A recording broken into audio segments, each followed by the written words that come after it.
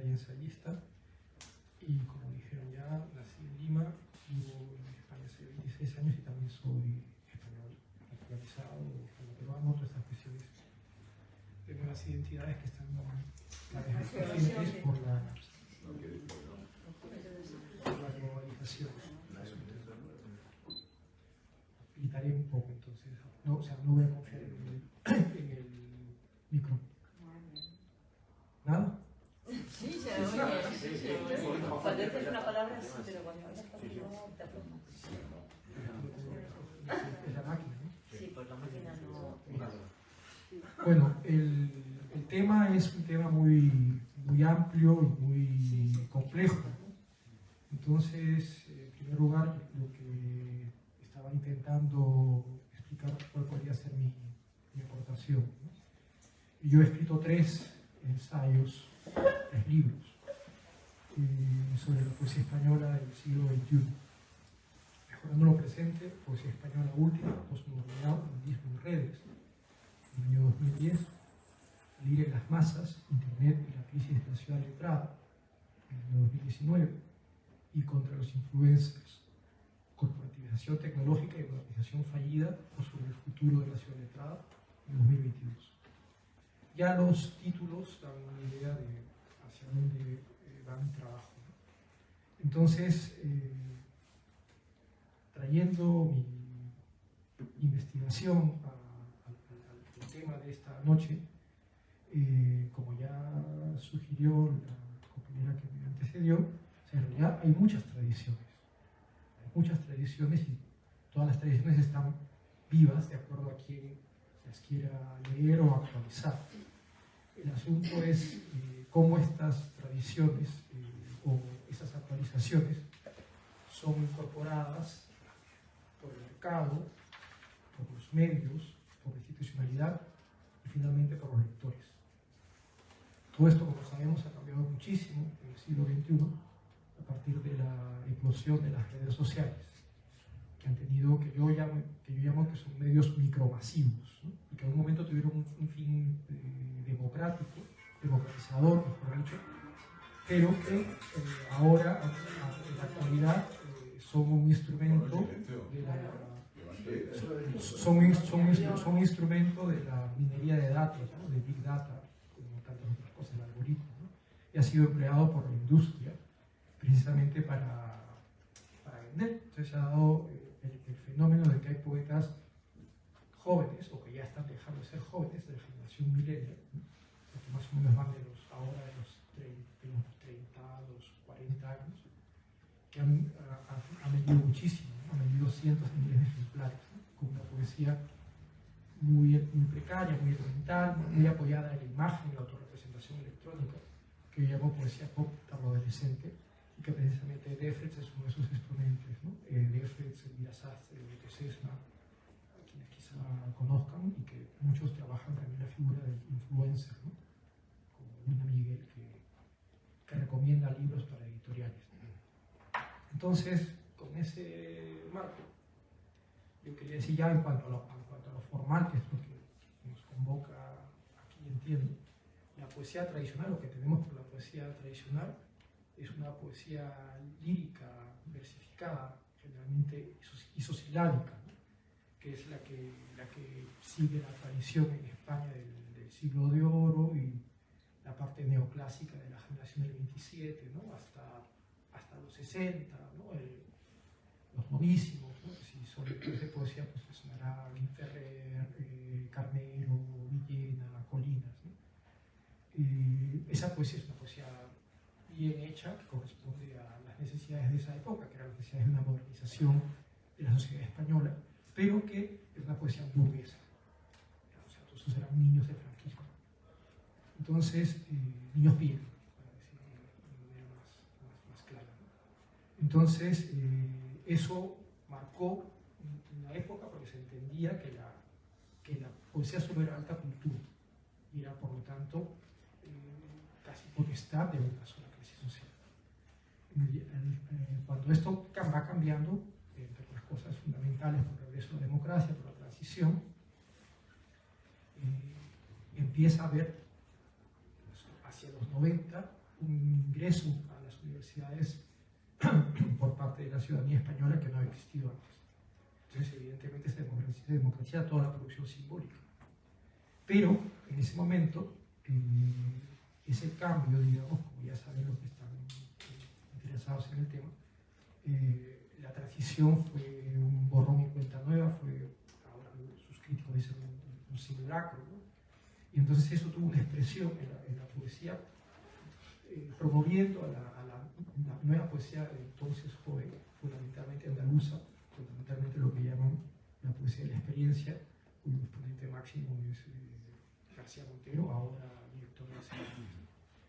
Entonces, esa poesía, una poesía muy elemental, muy criticada, muy sentimental, muy fácil de leer, pero se pensaba que esa poesía simplemente tenía aceptación del público. Pero de acuerdo a mi investigación, que se extiende en un periodo de décadas, en realidad no es que esa poesía sea más fácil de leer, sino que esa poesía fue mejor promocionada. Fue mejor promocionada a través de los medios de comunicación, tanto la prensa escrita como los reportajes de televisión española, en Andalucía. El propio García Montero promueve documentales y esta cuestión que es esto ya no es literario, es ya analizar los símbolos, analizar casi semiótico, ¿no? Vean quiénes son los amigos de García Montero. Es casi esa idea del éxito, del España va bien, Sabina, Alberti, Benjamín Prado, esta idea como que si hubiese 4 poetas en España. Entonces esa idea se mantuvo porque fue un control social a través de los premios literarios, hasta la llegada, la irrupción de la poesía de los nativos digitales, a través de las redes sociales. Y lo más interesante allí es que, además de la autorrepresentación, del efímero, de cierta ruptura contra el decoro y el pudor, ¿no? El decoro clásico y el pudor burgués, lo más interesante es que allí el protagonismo lo tuvieron las mujeres.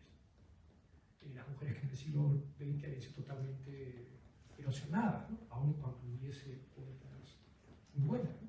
Una de esas poetas buenas fue minimizada, digamos, es Gloria Fuertes, pero también estuvo María Zambrano, que se le conoce más como filósofa, pero también era poeta, o Carmen Martín Gaite, que también era poeta, ¿no? O un montón de jóvenes de los 80, como Ada Salas. El asunto es que el mercado, si le daba alguna importancia a las mujeres, se las daba solo un momento, cuando eran jóvenes, era una novedad. O sea, instrumentalizando, vendiendo la idea de la juventud, la idea finalmente del deseo. Entonces, pero digamos que toda la poesía del fin de siglo ya empieza a ser una poesía un poco más abierta que la poesía neoclásica del franquismo, y es una poesía que entra a la idea de la modernidad internacional, es una poesía fundamentalmente en verso libre, ¿no? Todavía tenue, todavía tímido, ¿no? Porque era verso libre isosilábico, ¿no? Manteniendo el espectro de lo clásico. Entonces esta poesía de los jóvenes a través de Internet tiene como dos vertientes: una poesía muy precaria, muy elemental, muy apoyada en la imagen, que es esta poesía de los poetas post-adolescentes, y otra poesía mucho más sofisticada, porque si bien los millennials como generación son una generación precarizada, ¿no? También parece más con las diferencias sociales, ¿no? Los que tienen una familia con mayores posibilidades han apoyado a sus hijos o sus hijas. Sus hijos y sus hijas han estudiado fuera. Además, también, no se olviden que por el acceso a la información, el acceso a los libros por Internet, pues es exponencialmente mayor que hace 20 años. Y además, también en España, en el campo literario, cada vez está más gente de fuera, como yo. Entonces, que aportan otra mirada y otra bibliografía, si se quiere, otros procesos. Entonces, yo quiero terminar diciendo que efectivamente todas las poesías son válidas, pero lo que hay que estar más consciente es cómo se realiza el proceso que llega a la a institucionalizar las propuestas o los autores, ¿no? Que es lo que yo digo, si hay 40 millones de españoles y se publican cerca de 2.000 libros de poesía al año, se necesitan 4 o 5 autores para que sean la figura pública representante de su generación. Y como sabemos, como es lógico, esto se disputan los dos partidos políticos fundamentalmente, por ser la influencia, ¿no? La influencia de la izquierda, por ser de derecha, la política que imita a Eva Perón y la política que imita a Margaret Thatcher. Lo mismo sucede en poesía, y el problema es que esto polariza e invisibiliza a un grupo mayor de poetas o de ideas mucho más complejas, mucho más interesantes, mucho más verdaderamente cuestionadoras.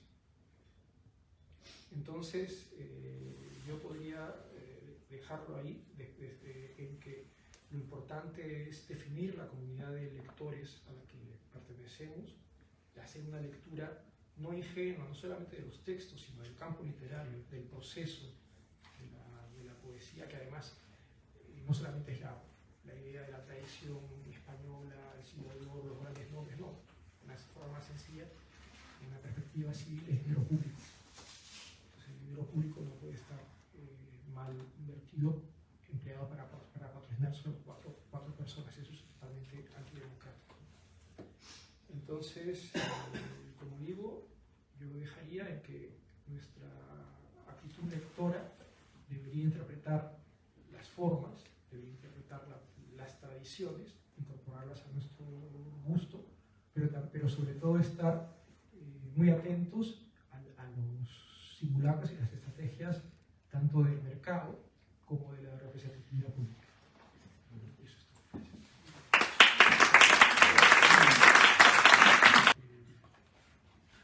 Voy a leer un poema de mi último libro, que se llama Underkammer, las musas y otras mutaciones.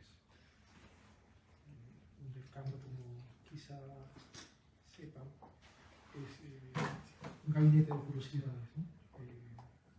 Una recámara de maravillas. Es la metáfora que utilizo para establecer un retrato del momento actual tan confuso en que la verdad y la mentira se confunden, ¿no? O sea, de alguna manera este libro también está relacionado con mis investigaciones, ¿no?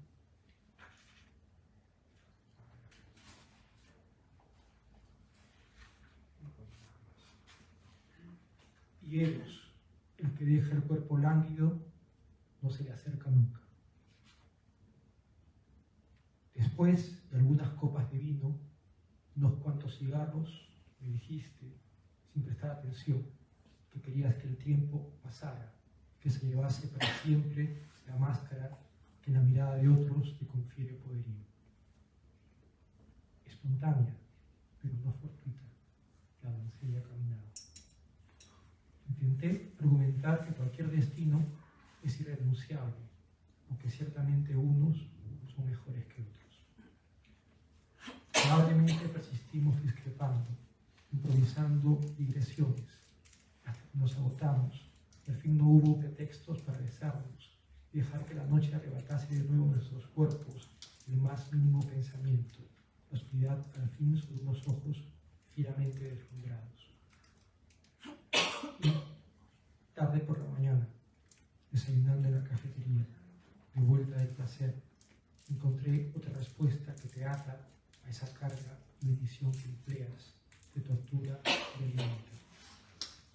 Por supuesto, la belleza es un regalo, no tiene explicación, pero además en ti hay un impulso que te hace buscarla y aprender a crearla ofreciendo alegría que consuela de verdades más profundas, evidentes a todos los que te